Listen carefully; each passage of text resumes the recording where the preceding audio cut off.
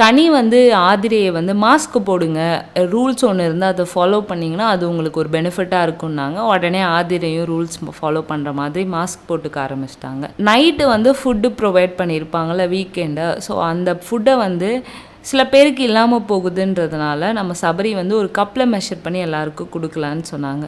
But ஃபஸ்ட்டாக வந்த நம்ம பார்வதியே நான் கப்பை விட கம்மியாக தான் எடுத்துக்கிறேன், ஸோ நானாகவே எடுத்துக்கிறேன் அப்படின்ற மாதிரி அந்த இடத்துல ஒரு ஆர்குமெண்ட் வச்சாங்க. கனி, எஃப்ஜே எல்லாரும் என்ன சொன்னாங்கன்னா, ஒரு ரூல்னால் எல்லாருக்கும் ஒரு ரூல் அப்படின்ற மாதிரி. நம்ம உடனே திவாகர் பார்வதிக்கு சிங் சாங் தட்டை வந்துட்டார்.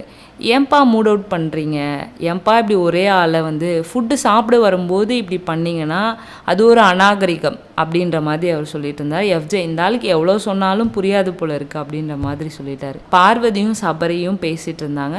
நான் யாருக்கும் ஒருதலை பட்சமாக நான் பண்ணதில்லை பாரு, நான் வந்து இங்கே சில பேருக்கு ஃபுட் இல்லாமல் போகுதுன்றதுனால நான் வாலண்ட்ரியாக கொடுத்தேன், நீ வாலண்ட்ரியாக கொடுத்த நான் அப்ரிஷியேட் பண்ணுறேன். ஆனால் வீக்கெண்ட் மட்டும்தான் இப்படி ஃபுட்டு நமக்காக எடுத்துக்க முடியும், ரேஷன்லேருந்து கொடுக்கும்போது நீங்கள் எனக்கு கப்பில் கொடுங்க, இந்த வீக்கெண்டில் நம்மளாவே எடுத்து போட்டுக்கிட்டா எனக்கு அது ஒரு ஃப்ரெஷ்மெண்ட்டாக இருந்து டே மண்டே வந்து ஃப்ரெஷ்ஷாக ஸ்டார்ட் ஆகலாம் அப்படின்ற மாதிரி பார்வதி சொல்லியிருந்தாங்க.